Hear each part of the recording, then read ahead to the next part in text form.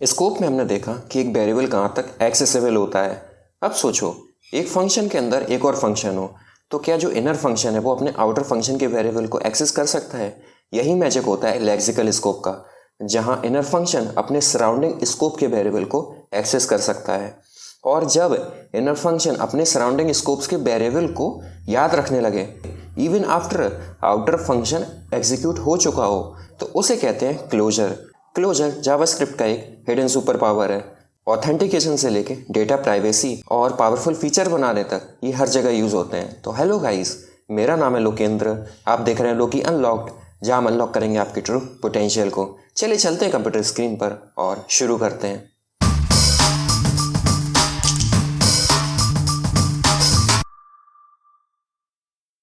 चलिए समझते हैं जावास्क्रिप्ट में लेक्सिकल स्कोप्स एंड क्लोजर क्या होते हैं। जो लेक्सिकल स्कोप है उसको हम स्टैटिक स्कोप भी कहते हैं, जिसका मतलब होता है lexical scope means scope is decided at the time of writing code not run time. जो लेक्सिकल स्कोप है वो जब हम कोड लिख रहे होते हैं उस टाइम पर हम डिसाइड करते हैं कि जो कोड है वो कहाँ कहाँ पर एक्सेसिबल होगा। और मेरे कहने का क्या मतलब है मैं अभी थोड़ी देर में समझाता हूँ। इसके बाद inner functions can access variables from outer function. अगर मान लो हम कोई एक फंक्शन के अंदर फंक्शन बनाए, तो जो अंदर वाला फंक्शन होता है जिसे हम इनर फंक्शन कह रहे हैं वो आउटर फंक्शन के वेरिएबल्स को एक्सेस कर सकता है। चलिए हम कोड में जंप करते हैं और समझते हैं सबसे पहले कि लेक्सिकल स्कोप क्या होता है। इस वीडियो के लिए जो मैं फाइल बना रहा हूँ वो है tut15.js, और हर वीडियो की तरह ही आपको इस वीडियो की फाइल की गिटहब रेपोजिटरी का लिंक नीचे डिस्क्रिप्शन बॉक्स में मिल जाएगा। मान लीजिए आपने एक फंक्शन बनाया कॉल्ड आउटर, जिसमें सबसे पहले तो एक वेरिएबल, मान लो हमने उससे दे दिया const a equal 10, and then उसके अंदर हमने डिक्लेयर किया एक और फंक्शन जिसको हमने नाम दिया इनर। और हम क्या कर रहे हैं, हम सिंपली इस फंक्शन के अंदर जो हमने इस फंक्शन के बाहर वेरिएबल डिक्लेयर किया जो कि आउटर फंक्शन के अंदर है, उस वेरिएबल को हम खाली एक्सेस कर रहे हैं।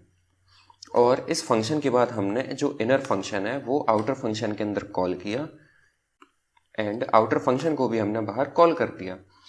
हमने क्या किया, हमने सिंपल सबसे पहले एक आउटर फंक्शन बनाया। इस आउटर फंक्शन के अंदर हमने दो चीज़ें डिक्लेयर की, एक तो अपना एक वेरिएबल और एक फंक्शन। इस फंक्शन के अंदर हमने क्या किया, जो इनर फंक्शन है उसके अंदर हमने जो आउटर फंक्शन के अंदर हमने वेरिएबल था उसे डिक्लेयर किया था, उसको सिर्फ एक्सेस किया है और इनर फंक्शन को कॉल कर दिया। उसके बाद हमने आउटर फंक्शन को आउटर फंक्शन के बाहर कॉल कर दिया। हम जैसे ही फाइल को सेव करेंगे और कोड को रन करेंगे tut15.js, तो आप देखेंगे कि जो हमने इनर फंक्शन के अंदर कंसोल किया था आउटर फंक्शन का वेरिएबल 10, वो हमें एक्सेस हो पा रहा है। मीन्स हम इनर फंक्शन के अंदर वेरिएबल्स को एक्सेस कर पा रहे हैं जो कि हमने आउटर फंक्शन के अंदर बनाए हैं। ये होता है एक लेक्सिकल स्कोप। जैसा कि मैंने लिखा यहाँ पर कि inner function can access variables from their outer function. Inner function जो है वो आउटर फंक्शन के वेरिएबल्स को एक्सेस कर सकता है। यही होता है एक लेक्सिकल स्कोप। इसके बाद समझते हैं कि क्लोजर क्या होता है। A closure is when a function remembers the variables from its lexical scope even after the outer function has finished execution. Closure होता है जब कोई फंक्शन अपने आउटर फंक्शन के वेरिएबल्स को याद रखता है इवन दो आउटर फंक्शन का जो एग्जीक्यूशन है वो समाप्त हो जाए या खत्म हो जाए। मेरे कहने का क्या मतलब है, हम कोड में जंप करके समझते हैं।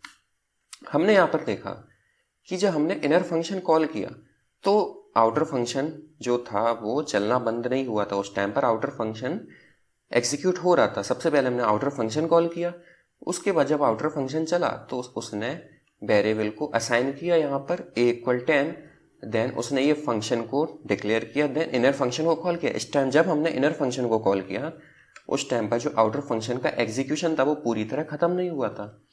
मान लो मैं इस पूरे को कमेंट आउट करूं और यहाँ पर एक और फंक्शन डिक्लेयर करूं फंक्शन आउटर के नाम से ही, और इसमें भी मैं सेम वही काम करूंगा। इसमें भी मैं अंदर एक वेरिएबल बनाऊंगा const a equal to 10, and इसके अंदर मैं एक फंक्शन भी बनाऊंगा इनर के नाम से, जो कि क्या करेगा, जो कि बिल्कुल सेम काम करेगा जैसा कि हमने ऊपर किया था, जो कि इस ए वेरिएबल को एक्सेस करेगा। लेकिन यहाँ पर हम इस फंक्शन को कॉल नहीं करेंगे, बल्कि हम इस फंक्शन को यहाँ से रिटर्न कर देंगे। लेक्सिकल स्कोप के एग्जाम्पल के टाइम हम क्या कर रहे थे, हम इस इनर फंक्शन को कॉल कर रहे थे, लेकिन अब इनर फंक्शन को हम रिटर्न कर दे रहे हैं। और यहाँ से सिंपली क्या करेंगे, और हम जानते हैं कि अगर हम कोई चीज़ रिटर्न करते हैं तो हम उसे वेरिएबल में स्टोर भी कर सकते हैं।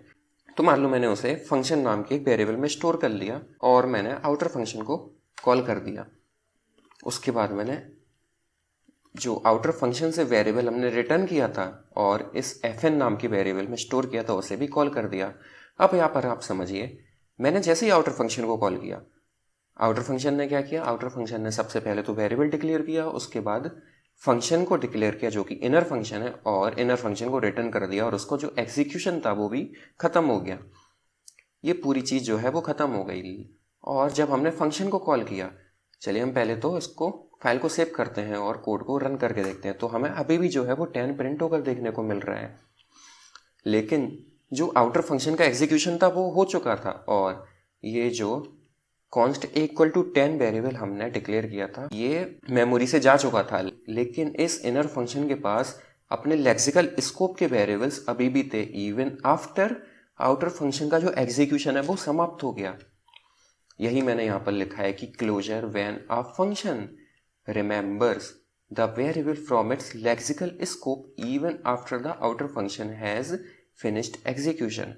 कि जो इनर फंक्शन है वो रिमेंबर रखता है, वो याद रखता है अपने लेक्सिकल स्कोप के वेरिएबल्स को तब भी जब आउटर फंक्शन जो है वो उसका एग्जीक्यूशन खत्म हो चुका हो। ये होता है क्लोजर।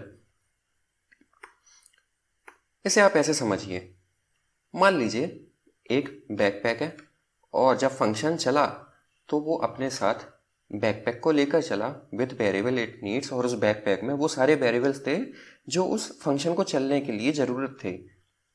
उसके बाद आउटर फंक्शन जो है वो एग्जीक्यूट पूरी तरह हो गया। The inner function can still use what is inside the backpack.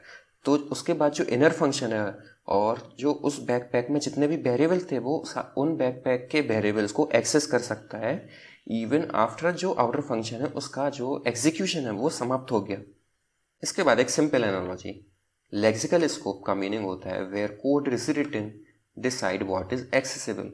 कि जिस प्रकार जैसे हम कोड लिखेंगे वही डिसाइड करेगा कि लेक्सिकल स्कोप कहाँ कहाँ एक्सेसिबल होगा। और क्लोजर होता है जब function remembers variable even after the parent has gone. कि फंक्शन अपने वेरिएबल्स को याद रखता है इवन आफ्टर उसके पेरेंट फंक्शन का एग्जीक्यूशन वो समाप्त हो जाए। तो ये था लेक्सिकल स्कोप एंड क्लोजर्स के बारे में एक ब्रीफ एक्सप्लेनेशन। अगले वीडियो में हम कॉलबैक्स के बारे में पढ़ेंगे। अगर वीडियो पसंद आई हो तो लाइक करें, नए हो तो सब्सक्राइब करें चैनल को और बेल आइकन को दबाना मत भूलिएगा। धन्यवाद।